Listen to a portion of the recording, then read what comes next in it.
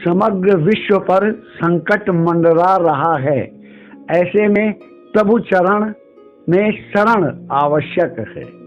प्रियजनों, जो समय चल रहा है या आने वाला है वो हर दृष्टि से विनाशकारी समय है।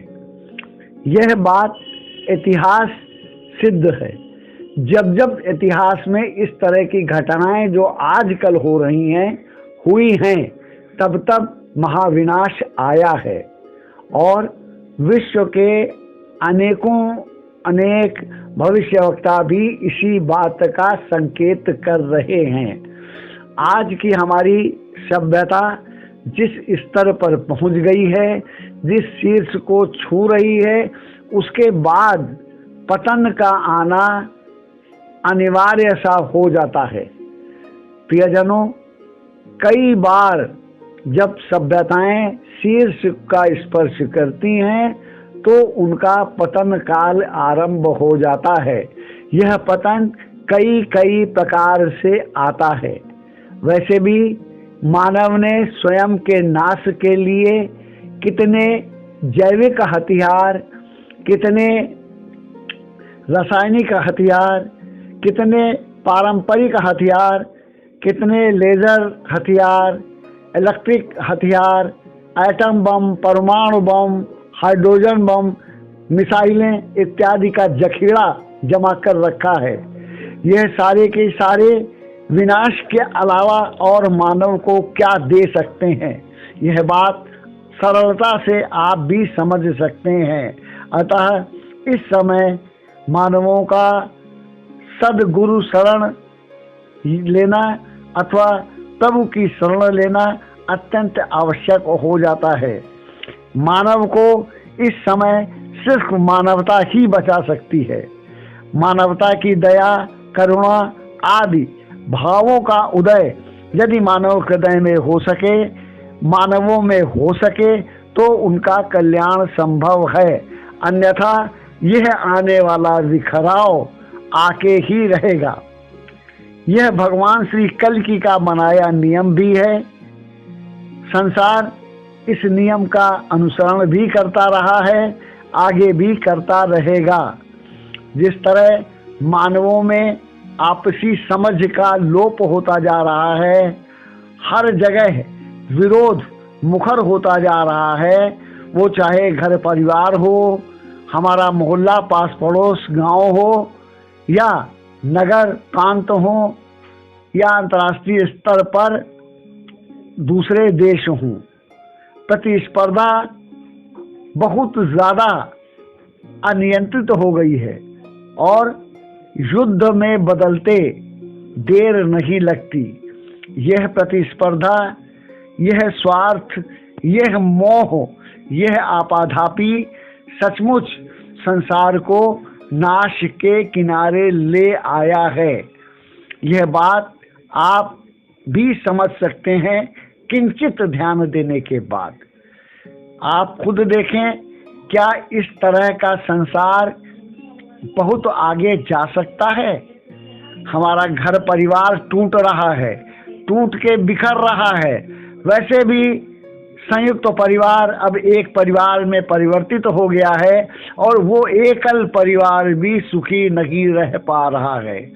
पति पत्नी, भाई भाई, भाई बहन, कौन से संबंध मर्यादित या प्रेम पूर्वक निभ पा रहे हैं? हर जगह स्वार्थ, मोह, आपाधापी सबको डस रहे हैं। यह कलियुग का प्रभाव है, कली का प्रभाव है, आसुरी प्रवाह है, प्रवाह है, सब कुछ वही है जो नहीं होना चाहिए। यह नकारात्मकता हमको ले डूबेगी, डूब रही है और भी अधिक डुबोएगी। इसका सबसे सरल सीधा उपाय जो अभी है वो भगवान के चरणों में आत्मसमर्पण है। अपने कर्तव्य को समझना है, अपने चरित्र के महत्व को समझकर उसका निर्वाह है। यदि मानव यह कर सकता है तो परोक्ष रूप में ये कहा जा सकता है कि उसने मानवता का पथ चुन लिया है, क्योंकि मानवता का पथ इन्हीं सद्गुणों का पथ है, जो बिखराव की ओर नहीं एकता की ओर ले जाता है। मानवता के पथ पर एकता की ओर चलकर हम सारी आपाधापी, सारी मुसीबतों से सहज ही बच सकते हैं, अन्यथा बचाव का दूसरा कोई मार्ग नहीं है। धीरे धीरे हमारा सब कुछ बिखर जाएगा। अब हम दूसरी बात करते हैं। दूसरी बात यह है कि कलयुग में अंत तक एक बार नहीं कई बार विनाश लीलाएं आएंगी, क्योंकि कलयुग की कुल सीमा वास्तव में 4,32,000 साल है। इसको लोग आज नकार रहे हैं, जबकि यही सत्य है। वेद भी यही कहते हैं, पुराण भी यही कहते हैं, भारत के शंकराचार्य आदि उच्च श्रेणी के कथावाचक आदि सभी इसी को ही मानते हैं। यही सनातन धर्म की मान्यता है, यही हिंदू धर्म की मान्यता है और यही सत्य है। किंतु इतना समय उतार चढ़ाव के साथ ही जाएगा। कितनी बार विनाश होगा, कितनी बार सृजन होगा, इसकी कल्पना अभी हम नहीं कर सकते, क्योंकि यही चक्र सदा से चलता रहा है, सदा चलता रहेगा और आज भी ये चक्र चल रहा है। इसी चक्र के अनुरूप मैं यह बातें कह रहा हूँ।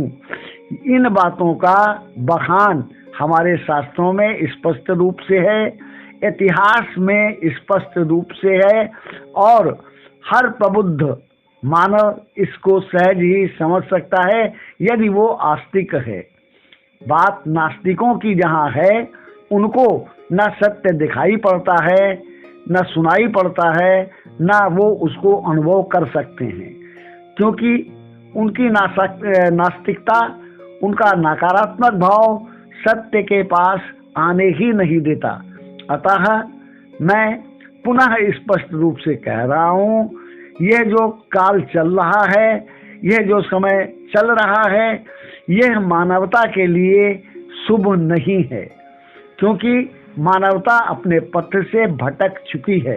अतः जब तक मानवता वापस अपने पथ पर नहीं आ जाती, तब तक इन स्थितियों से निपटना बहुत कठिन है, इनका निराकरण बहुत कठिन है।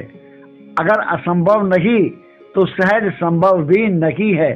अतः मैं बार बार अनुरोध करता हूँ कि मानव अपने लिए, अपने घर परिवार, अपने देश और अपने संसार के लिए सजग हो, सचेत हो और तत्पर हो, ताकि इस विनाश को रोका जा सकता हो।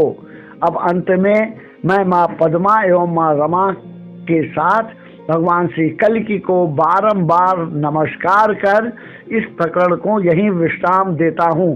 धन्यवाद।